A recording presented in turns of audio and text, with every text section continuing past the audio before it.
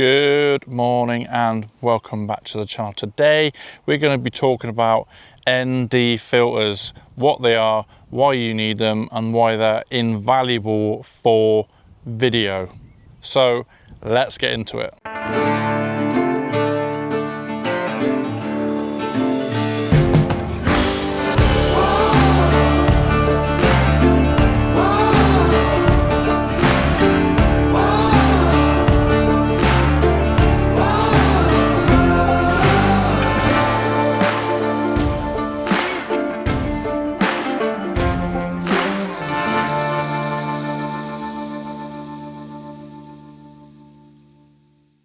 So first things first, I am in the middle of nowhere and it is a windy day today. So apologies for the audio as per usual, but we'll see how it is. We'll see how we get on. Today I've got my R5 with a 24-70.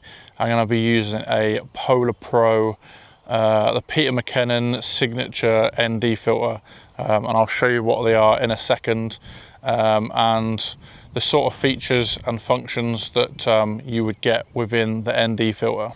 So here are the ND filters that I use. These are from my work. I haven't purchased these, which is just as well because they're quite expensive. If I can find a link, I should be able to. I'll link them below in the description. Just have a gander there, an affiliate link, and yeah, just have a gander at that. I have a 77mm and an 82mm.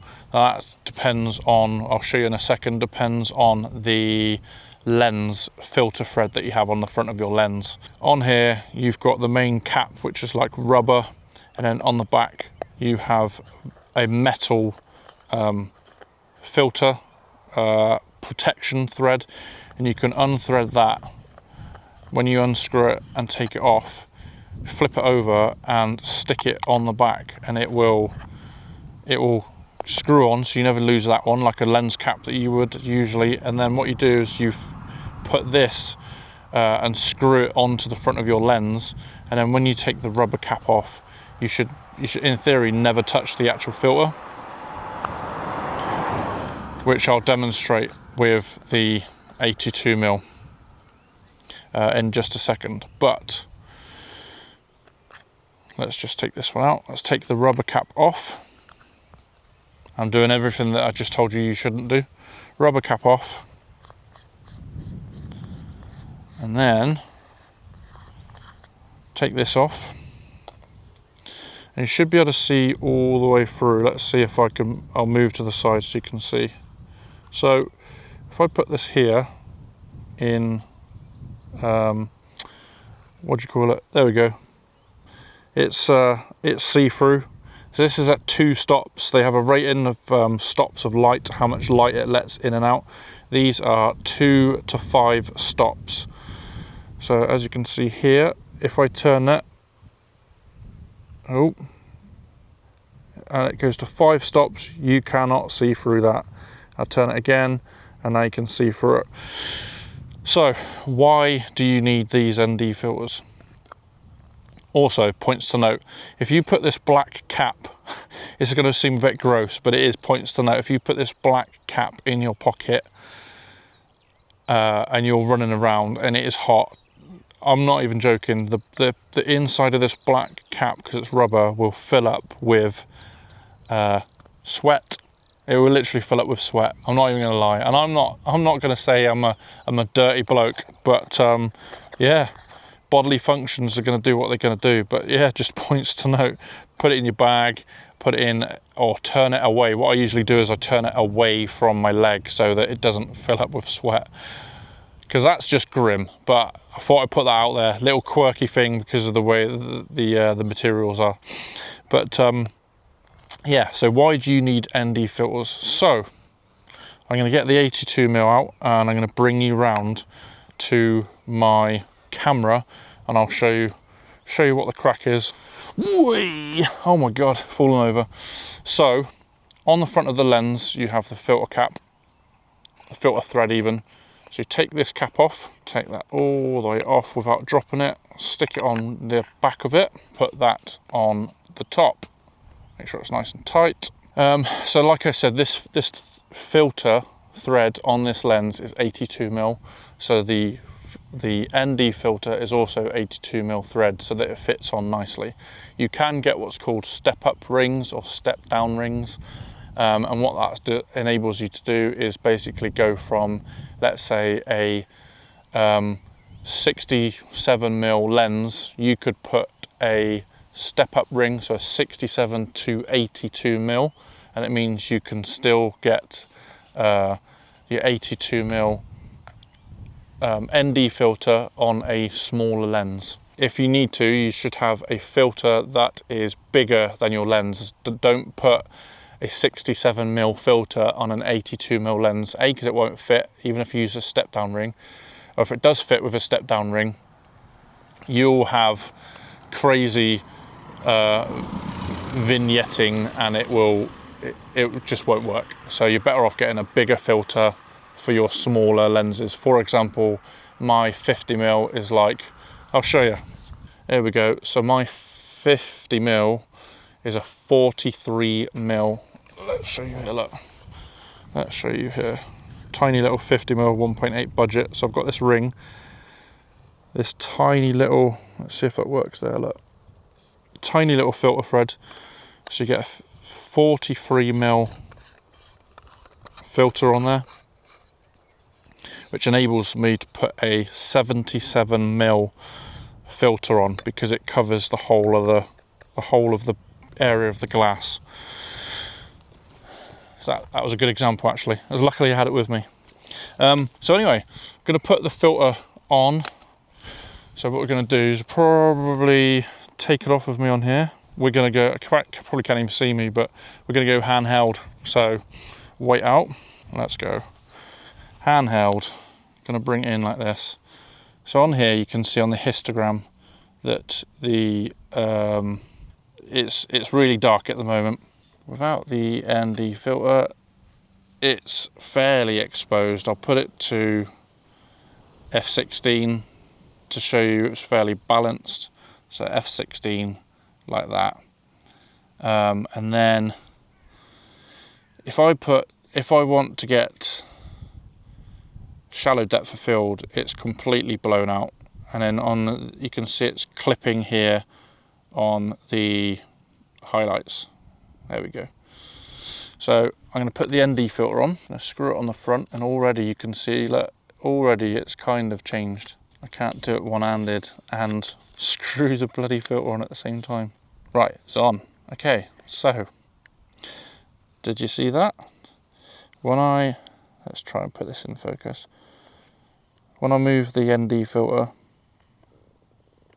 it changes the exposure.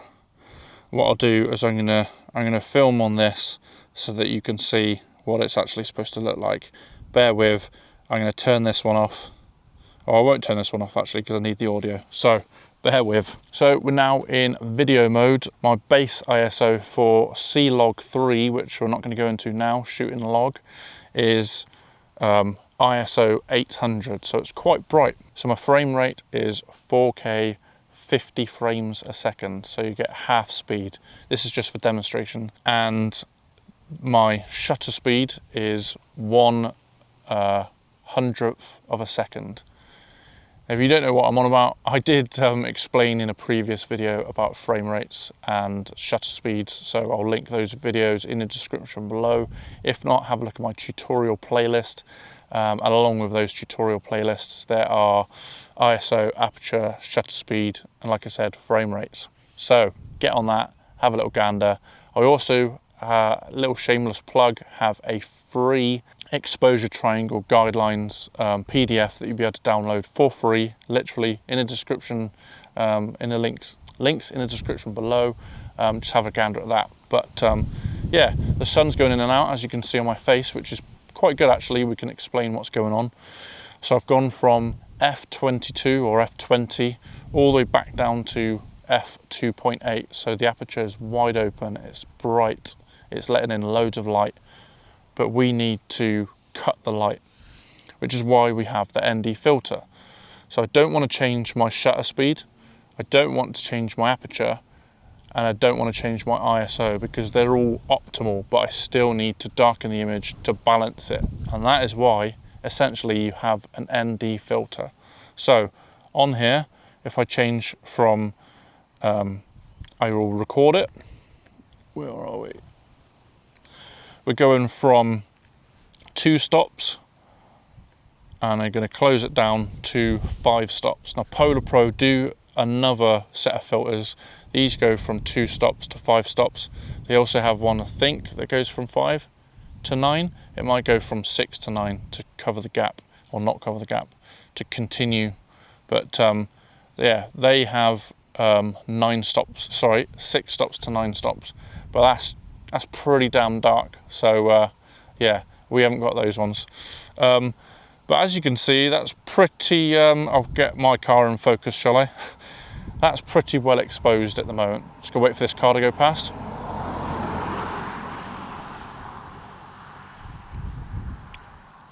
So that's pretty well exposed. But in conclusion, ladies and gents, that's one of the reasons why you have an ND filter. You can use it for photography, for flash work, but I'm not going to go into that now. Some ND filters are square, and they fit in the front, or rectangle. They fit in the front of like a matte box, which are those shades. I'll put a picture up if I can find one. I'll put a picture up on the screen now. That is a matte box. That's to cut flare and glare onto your lens, and then it doubles up to put filters, various filter types in. There are a vast array of manufacturers. There's Tiffin, there's K&F Concept, I think it's called. These ones are Polar Pro with the Peter McKinnon signature. I've still got Nissi filters. There's loads. Lee filters. They do range in various prices. Tilter as well do different ones, various prices. But I beg of you, do not get the cheapest filters that you can and think that it'll be fine, because I did that when I was like, didn't do any research, and I was like, it'll be fine. Why do I need really expensive ones? Trust me, if you get cheap filters, they will put, more than likely, like, not so much these days, but back in the day, definitely, but I still would recommend not going cheap.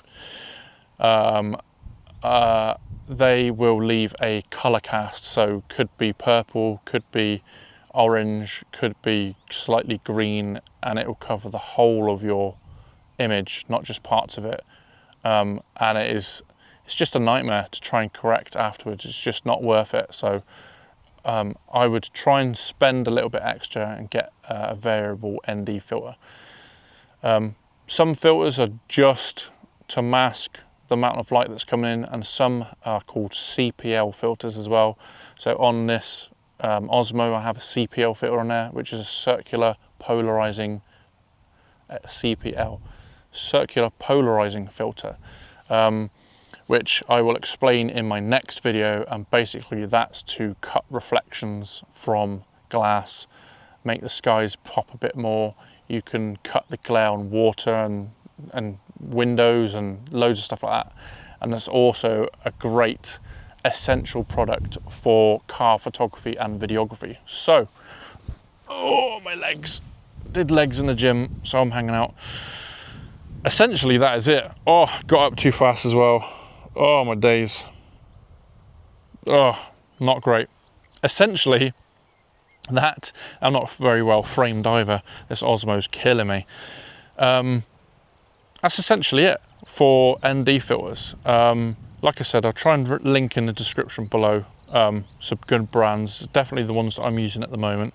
And like I said, don't forget the exposure guide that I'll also link in the description. If by some unforeseen circumstances I forget to link that, it will be in my other videos, the 3 first videos that I did for the exposure triangle. It's definitely in there, but I would recommend watching those as well, because that explains what ISO, aperture and shutter speed is, and the basics of exposure before you even come on to ND filters and what ND filters do. So neutral density filters. But yeah, that's pretty much it, ladies and gents. I hope you enjoyed this one. I'm like completely backlit now and dark, so I'm hoping it's not going to be too crazy. Let's move around this way. Hope it's not going to be too crazy, but without further ado, thank you very much for watching. Stick a thumbs up, it really, really helps me out. Even if you don't fancy subscribing, just like this video. It helps out way more than people subscribing, believe it or not. So yeah, that's pretty much it. Thanks very much for watching, and I shall catch you in the next one.